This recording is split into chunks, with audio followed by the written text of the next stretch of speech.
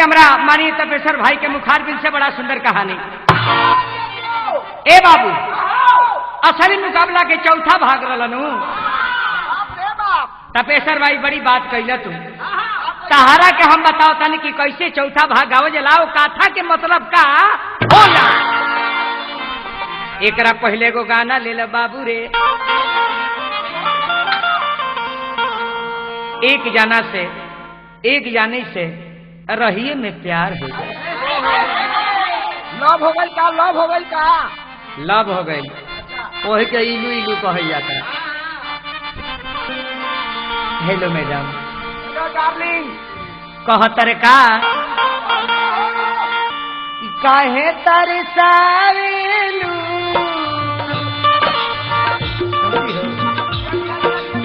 काहे तरसावेलू निदिया चोरावेलू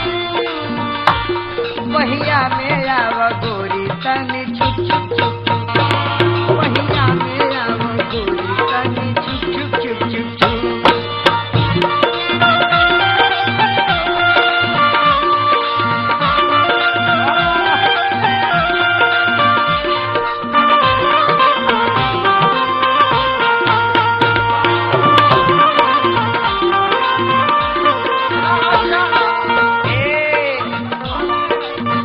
तारू आँख के कजरा कान के बाली भाई देखा तारू तहर काजर देख करेजवा में मारत तीर खाती। आँख के कजरा कान के बाली कैलस मनवा घाही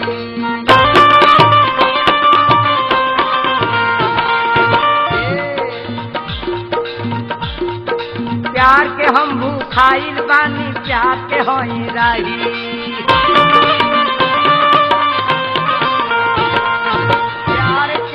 खाइल बानी प्यार के होई राही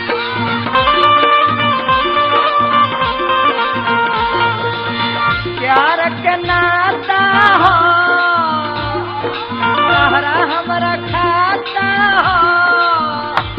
घरवा में चल गोरी तनी छुप छुप छुप छुप घरवा में चल गोरी तनी छुप छुप छुप चल ना।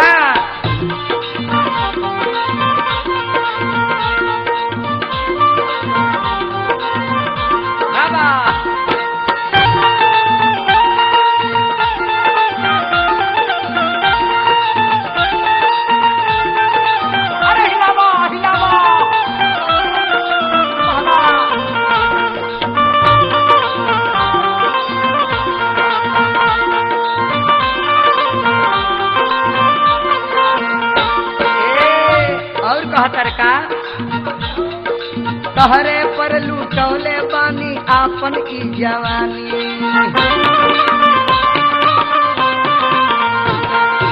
आओ न बदली गोरी आपन कहर कहानी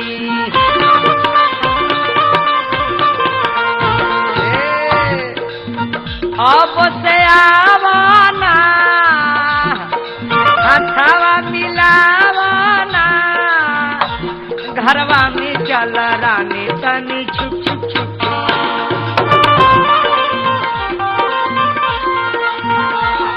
पहिया मिया वो गोरी तनी छुप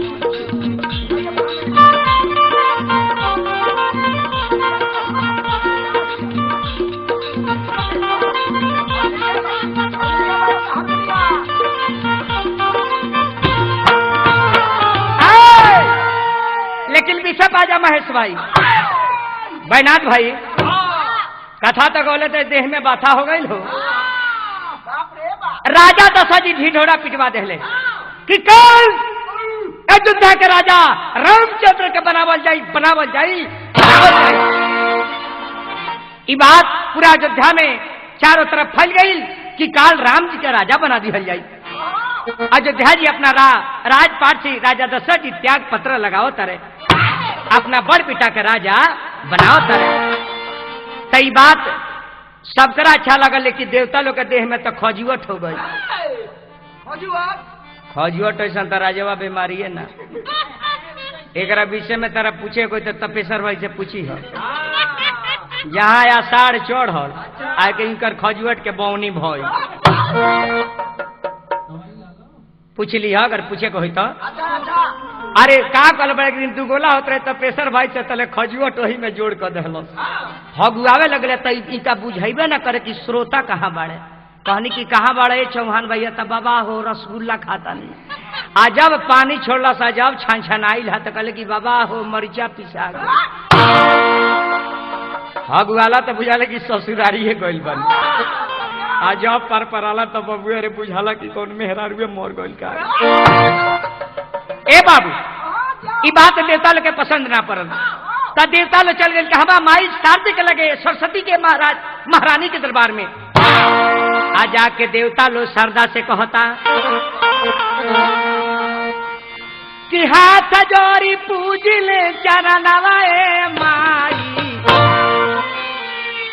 कि हाथ जोड़ी पूज ले चरणवा ए माई हे माँ अरे कर कौनो जल्दी जतनवा ए माई कर कौनो जल्दी जतनवा ए माई हे माँ शारदे राम ज्योति बनी है रजनवा ए माई ए माता तो कैसे होई अरे कैसे होई पपियन के मरनवा ए माई कैसे होई निश्चर के मरनवा ए माई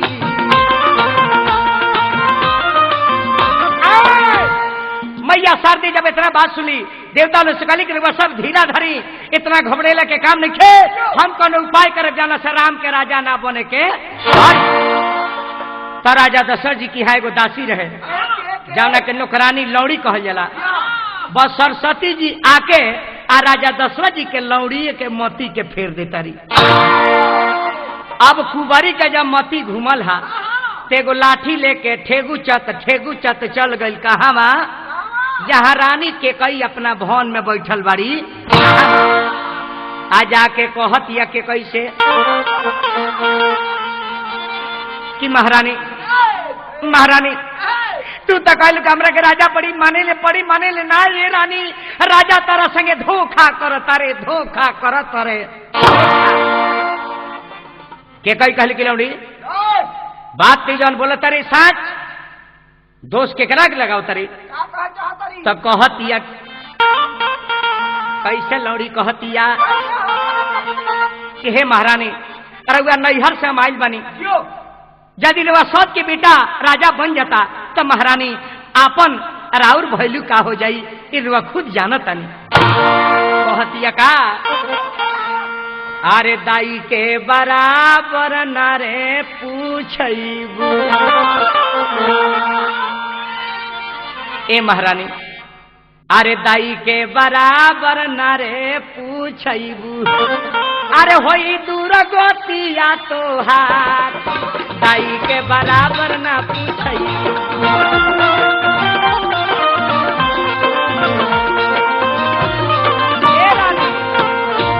अरे तोहरो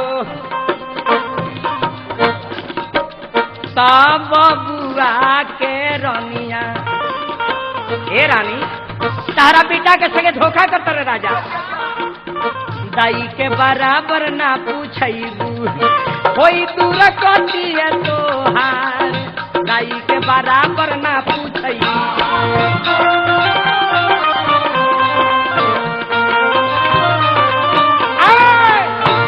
इतना बात जब की कई सुनी कल की दास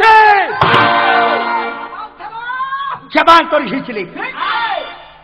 हमरा राजा की ती दोष लगाओ तरे कह तरीका की के कई बोले फाटकार असुरे कुबरी बात हमार रानी बोले फाटकार अकुबरी सुनबे बात हमार तले हब्जी भी आऊं खाड़ खबे मार कुबरी ले हब्जी भी आऊं खाड़ खबे मार कुबरी जेकरे घरे खाए के ओकरे घरे त्याग लगाओ तारे कलश की महारानी हमरा के रुआ बोला तनी, अरे हमरा के राजा कोनो प्रमोशन ना कर दी है, दासी बानी कपड़वे फीचे, हम महारानी नानू बने, लेकिन वह सोच की बेटा राजा हो जाई तर और बड़ी दुर्दशा हुई रानी करा विषय में रुआ सोच ली। सरस्वती जी बुझली कि खाली मंथरे के मती घुमावला से ही काम। अब सरस्वती जी के पहरा पड़ जाता रानी के कई पर, जब के कई पर पहरा पड़ल है सरकार तो का कैली है, अब अपना गर्ज के कई जाता रही मंथरा के लगे कहली कि लौड़ी सुनत ते जौन बात कहत रे बुझा तक की हो जाई का रे, कुबारी हंस के कस की आज बात बुझा तक की दवाई सेट क गइल का रे, कस के हम महारानी अरे वह सब के बेटा राजा बने जा रहल बड़े और औरा लड़का के कौन वैल्यू लिखे राज में। कहली के कई की तब दासी एकरा खती कौन उपाय, कलश की उपाय तरा धैल बा राजा की हम मांग ना लिया जे जना बेरा देवासुर संग्राम में रौरे जीतौले रहनी ओ बेरा राउर दुगो प्रधान राजा देले रहे ना होके तो आज अपना लड़का खाती राज तिलक मांग ली। कभी कहता रे बात के कि मंथरा के मथला से झूठे साचे कथला से, अरे तनिको न मनवा में विचार कैली के कई आयापन चूरी लहटी फोड़ देली लट बिखराई लेली, तिरिया चरित्र बेसुमार कैली के कई है अपना रूप के क्रूप बना के आ जा तारी कोप भन में कि जा तानी रूस के बढ़ जाए राजा हमरा से पूछिए तो अपना बेटा का हमरा जो ले औरत का बड़ी कभी कहता रे अरे लौट बिखरावे लिया गानावा गहनावा उतार देलिए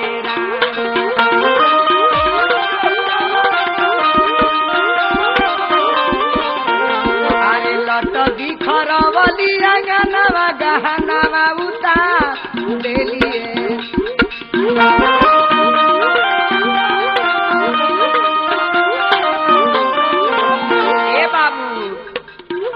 अरे जाई के समैली को भवानावा गहनावा उतार देलिए रा,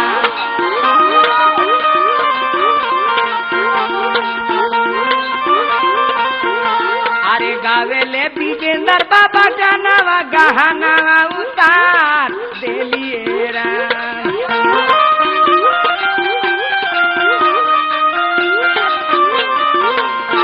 अरे चेलावा बनवले तू खानावा गहनावा उतार देलिए रा,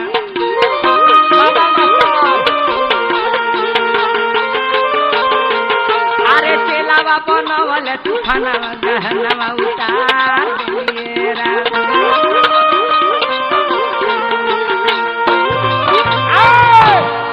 रानी के कई अपना रूप के क्रूप बना के भेष के बिगाड़ के डाइन के रूप बना के जाके को भवन में बैठ गई। राजा ये बात करने खन जनत के हमारे मेहरारू का है रुसल बड़ी ए बाबू को भवन राजा लोग की होत रहे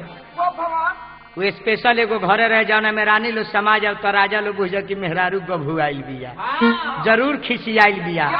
तो राजा लोग किया पहले एगो कोहनाए वाला स्पेशल रूम होत रहा ए बेरा अब कहाँ से स्पेशल घर रहो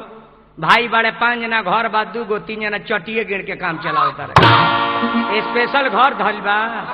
लेकिन तबो ओ रानी लोले हमनी के मेहरारू कोनो बुरबक नहीं सो हो अपना के कोप भवन ओटिया ले बड़ी सो मरा यदि बोल देश इहो को भवन देखले बड़ी सो इनार भवन पोखरा भवन रेल से कटाओ भवन मुसमुअनी खाओ भवन आना टमाटी के तेल गिराओ भवन अपने तो जाओ भवन पूरा पटीदारी के ले जाओ भवन मेहरारू चाहिए तो गांव से जब बकरियो चल जाइलो दूसरा ही तई में बाबू अरे वही में जाके रानी बैठ जाता रही महाराज दशरथ जी जब ये दरबार में आओ तनी कौशल्या से कथनी की कौशल्या सुना के कई कहाँ बड़ी के कई कहली कौशल्या की महाराज बात तो हम नहीं की जानत लेकिन वहां के को भवन में बानी इतना हमरा जानकारी बा राजा कल की कौन जय कर बेटा आज अयोध्या के राजा बना जा रहल बा रानी ओकर महतारी कोपर में के बोलल हो कि हमार मेहरारू को बन में राजा डेरा गले बात के तुलसीदास जी लिखा तनी चक्रवर्ती सम्राट अयोध्यापति नरेश डेरा गले मेहरारू के खिसियला पर कोप भवन सुनी सकुचे राऊ अभय बसागी परे न डेराते डेराते महाराज दशरथ जी को भवन में जातनी जहाँ के कई उदास होके बैठल बाड़ी जाकर राजा कहतर की रानी है तहर दशा जेकर बेटा राजा बनावे जा रहल बा आ ओकरा महतारी के है दशा है की बोलल है तारा के कह तकौना पर जाकर राजा बना दी कौना के ए राज से निकाल दी कौना राजा के दूगो सर भइल बा ओकरा सर के कटवा ली बोला केहू कुछ बोलले बा कह प्यारी तारे के कितना मानी ले छटको तब है तहर दासा कैसन तहर शरीर रहे कैसन है शरीर हो गई कैसन गहना शोभर रहे है कैसन केस तहर बिखरल बा कह तारे राजा कि किया तो के मरले रे रनिया अरे किया गोरिया वाले हो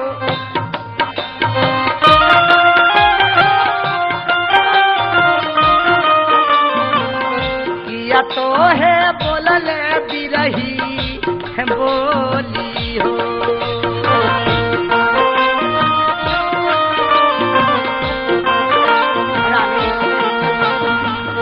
कामना कारण वाय रनिया धूमिल भइले मानवा हो साचे बेअनवा दबा ताई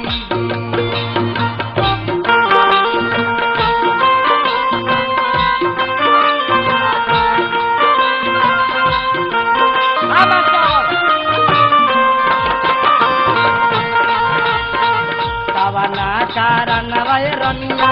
धूमिल भइले मानवा हो साचे बेअनवा दबा ताई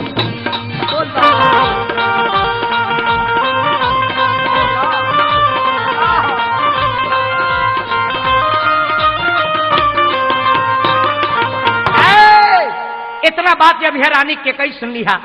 कल की महाराज अरे वह हमारे से मत बोली हम वो सब बोले करे की चाहत राजा कल की रानी बताओ राजा सोचले कि का जन हम हंस दी बरियारी तक के जन हंस दी है मेहरारू है मरद का हंसल देखिए तो का जन मुस्कुराइए दे राजा बरियारी हंसे लगले बरियारी हंसी देखले बड़ा ओरिजिनल तो बाबू हंसी आ जाई न तो खेपाई यदि रोक देव तो आंख में हेलोर गिर जाई अब बरियारी हंसी ओकरा कह जाल कि मान लो कि केहू के छानी पर से कोहड़ा तुरले बाड़े अब बस कोहड़े तुरंत में पकड़ा गईले कारे काहे तुरले हा तो बरियारी हंसी है हम जानी कि हमरे छानिया पर लटकल बा जाना तर कि जहां मुंह बनाओ सही दू थापर बराजा बरियारी हंसे लगले कहले कि मेहरारू हो कहीं देख ली तो हंस दी अरे बोला का है रानी काहे काहे है कोई बड़ी तार हम पति हैं कौन बात हो के दिल के अंदर तो बताओ अरे बोला का है अरे बोला का है फूलौले बाड़ू गाल रनिया बोला का बोला बोला का है फूलौले बाड़ू गाल रनिया बोला का बोला बोला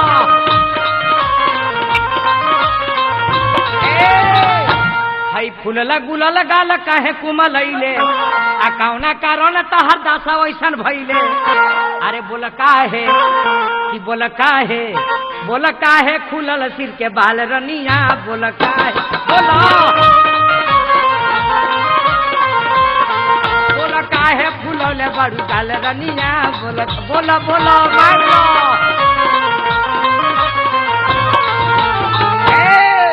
के कई कहली कि रउआ देवे के कहले लेकिन पाका रुआ लाबारा राजा कल की रानी ई खानदान के हमरा नियम ना हो तारा जौन मांगे के बाद तुम्हें खोल के मांग लो ऐसा मत कह रघुकुल रीत सदा चली जाई प्राण जाई पर बचन न जाई प्राण चढ़ जाई लेकिन एकरा खानदान के बचन एने उने ना होला तब रानी कह तारी की महाराज यही जी बात रह जाता तार के स्वर तनी को झलक ले लो एक जानी सपना में देखो तरी की एक जना से हमरा प्यार हो गई। लव हो गई, लव हो गई। तो सवेरे अपना भौजी से कह तरी शादी नहीं क्यों भाई, कह तरी कि भौजी सपना में हमरा बुझा तल कि लगन में सेट हो जाई का। भौजाई कहले के बबनी तारा ऐसा सपना ना सुने के तहार उम्र नहीं खे सपना लायक, देह तहार खराब हो जाई। तो कहत या ननदी अरे सपना में देखनी भौजी रे कि चढ़ल बा जवानी, अरे हम तो एगो लइका संगे, अरे हम तो एगो लइका संगे, अरे प्यारी कोई अरे सपना में देखनी कि चढ़ल बा जवान।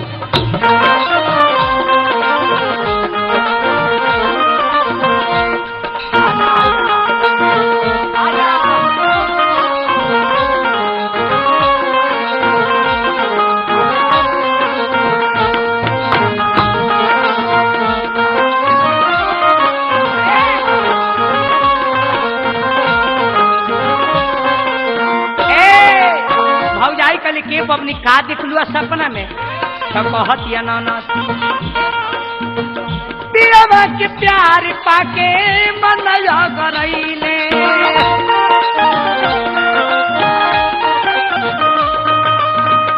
प्यार के बहार मिलल बगिया जुड़ैले।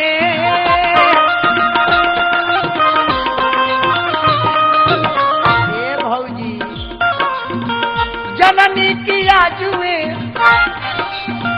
जननी किया जुए से बदली कहानी, अरे सपना में देखनी कि चढ़ल बा जवानी।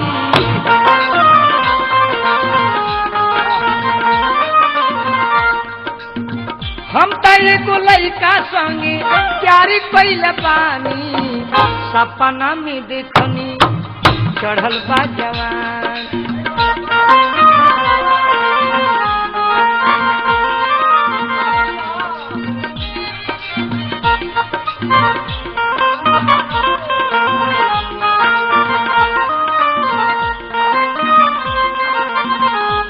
आवे तो बेसर भाई आओ हाई देखा रसमलाई, तू तो बर्फे बतासा बेचे में हैरान